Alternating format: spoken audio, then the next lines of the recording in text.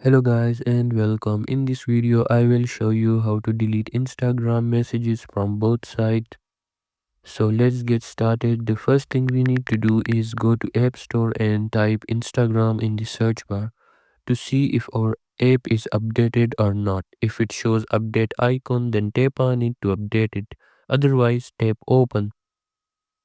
When the Instagram is open, go to your chats. Then what you need to do is hold the message. Now if you want to delete it for yourself only, then tap on delete for me. However, if you want to delete it from both sides, then tap on unsend. This will delete the message from both sides. So that's it for this video. Make sure to like and subscribe for more. Thanks for watching. See you in the next video.